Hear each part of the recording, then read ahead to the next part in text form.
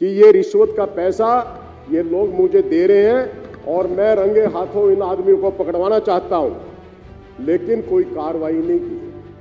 ये वो पैसे हैं, वो बंडल है जो सुरक्षित है। मैं विपक्ष के साथियों से भी कह रहा हूं, इस काम का राजनीति करना हो। मैं अपने साथियों से भी कह रहा हूं, सत्ता पक्ष के जितने भी साथी हैं, इस बात का राजनीति करना हो। ये मैं मुद्दा जो उठा रहा हूं, ये जनता का मुद्दा उठा रहा हूं। जनता की आवाज इस सदन के अंदर उठाने के लिए सभी मेंबर्स आते हैं। ये पैसे, ये वो रिश्वत के पैसे हैं जो टोकन मनी के ऊपर मुझे दिए गए।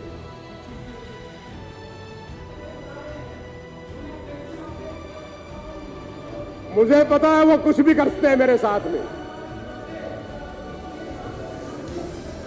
हुई है और ये कितनी पीड़ा के साथ में ये हो रहा है की बात कर रहे हैं। और इस सदन को, सभी हमारे सदस्य को इनकी सिक्योरिटी के ऊपर सोचना चाहिए। ऐसा ना हो ये कहते रह जाए और इनकी जान चली जाए। ये ध्यान रखना अध्यक्ष जी। मैं करता हूँ, उसका मैं करता हूँ ना। अध्यक्ष की नरेश जी, मैंने कहा मैं डिसीजन लेके सलाह करके मैं करता हूँ। बैठिए बैठिए महेंद्र जी। मेरे यहाँ पर बाबा साहब अम्बेडकर हॉस्पिटल है, जिसके अंदर इस समय में नर्सिंग अर्दली की भर्ती के लिए एक नया टेंडर निकला है।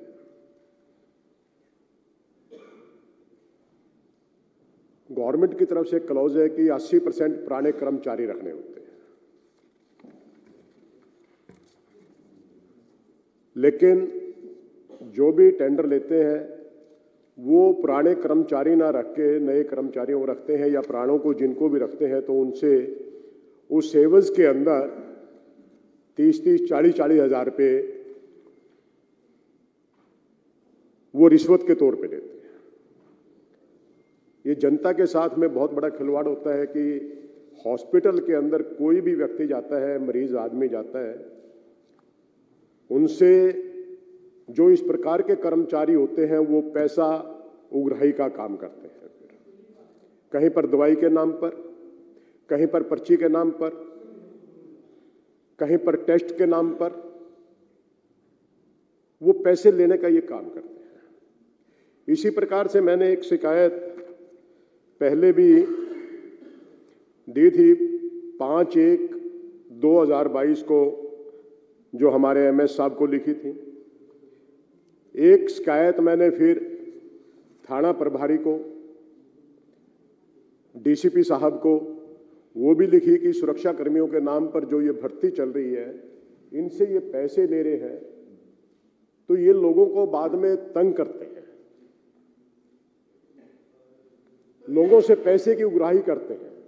दवाइयों के नाम पे उनसे वही पैसा लिया जाता है, वही टेस्ट के नाम पे पैसा लिया जाता है। ये घोटालेबाजी नहीं होनी चाहिए, क्योंकि जो आदमी बगैर कोई रिश्वत दिए लगेगा तो नेचुरली है कि वो अपनी तनख्वाह के अंदर वो काम करते हैं, और वो कॉन्ट्रैक्ट की तनख्वाह भी उनको वो पूरी नहीं मिल पाती है, जो बहुत बड़ी जांच का विषय है। उसके अंदर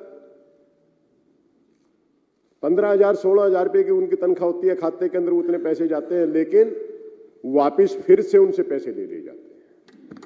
इसी माध्यम में वहां के जो कर्मचारी थे स्ट्राइक पर बैठ गए, लेकिन इनकी दबंगई देखिए। हॉस्पिटल परमिसेस के अंदर जो स्ट्राइक के ऊपर बैठे हैं, धरने के ऊपर बैठे हैं, उनके साथ में मारपीट की जाती है,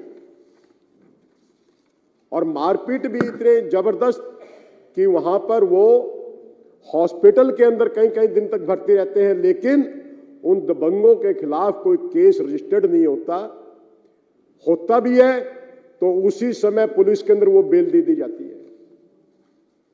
मैंने इस माध्यम के अंदर डीसीपी साहब को पत्र लिखे हैं, एमएस साहब को पत्र लिखे गए हैं, एलजी साहब को पत्र लिखे गए हैं, हेल्थ सेक्रेटरी साहब को पत्र लिखे गए हैं। पत्र मैंने सीएस साहब के नाम भी लिखे हैं, लेकिन कोई कार्रवाई नहीं हुई। उन्होंने मुझे भी कोशकी की विधायक को मना लो, उन्होंने बहुत हर तरह से जब हथकंडे अपनाए, मैं भी उनके शुरू में नहीं आया, लेकिन बाद में सोचा क्यों ना अपने आप को झोंक के इस काम के अंदर इनका पर्दाफाश करने के लिए मैंने भी उनसे सेटिंग करने की कोशिश की और वो सेटिंग हुई। मैं इस सदन के अंदर पूरी जिम्मेवारी के साथ में कहता हूं कि उस सेटिंग का मैंने पर्चा डीसीपी साहब को भी लिखा, कहा कि ये पैसे के अंदर 15 लाख रुपए के अंदर मेरी सेटिंग हुई है और एक वो अमाउंट जो टोकन मनी के तौर के ऊपर उन्होंने मुझे दी थी, जिसके अंदर मैंने लिखा हुआ है कि ये रिश्वत का पैसा ये लोग मुझे दे रहे हैं और मैं रंगे हाथों इन आदमियों को पकड़वाना चाहता हूं, लेकिन कोई कार्रवाई नहीं की। ये वो पैसे हैं, वो बंडल है जो सुरक्षित है। मैं विपक्ष के साथियों से भी कह रहा हूं, इस काम का राजनीति करना हो, मैं अपने साथियों से भी कह रहा हूं, सत्ता पक्ष के जितने भी साथी हैं, इस बात का राजनीति करना हो। ये मैं मुद्दा जो उठा रहा हूं, ये जनता का मुद्दा उठा रहा हूं। जनता की आवाज इस सदन के अंदर उठाने के लिए सभी मेंबर्स आते हैं। ये पैसे, ये वो रिश्वत के पैसे हैं जो टोकन मनी के ऊपर मुझे दिए गए। ये कि आप ये आवाज मत उठाओ, हमें ये पैसा लेने दो। इस मामले में मैं एलजी साहब से भी मिला हूं, एलजी साहब को भी पत्र लिखा है, मैंने सीएस साहब को भी लिखा है, मैंने हर दरवाजे के ऊपर मिला हूं। अपनी जान जोखिम के अंदर डालकर मैं ये काम कर रहा हूं, क्योंकि वो इतने दबंग व्यक्ति हैं कि मेरे साथ भी वो कुछ कर सकते हैं।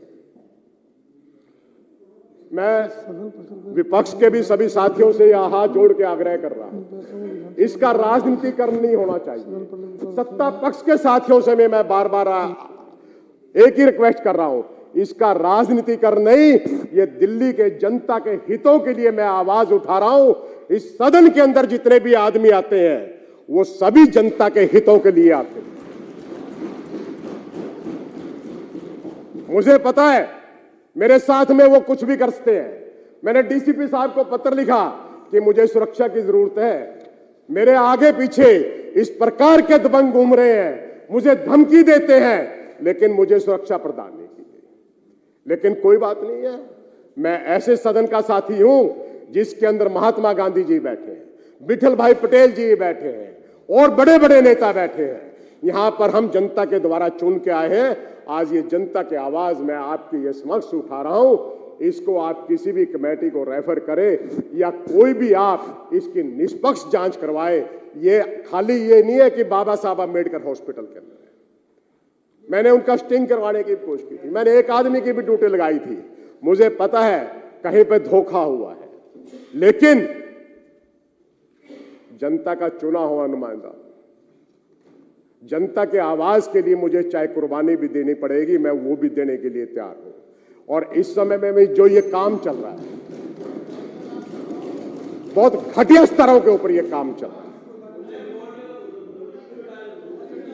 मैं इस मामले के अंदर यह भी चाहूंगा, मैं नेता विपक्ष के भी मुंह से एक बात सुनना चाहूंगा।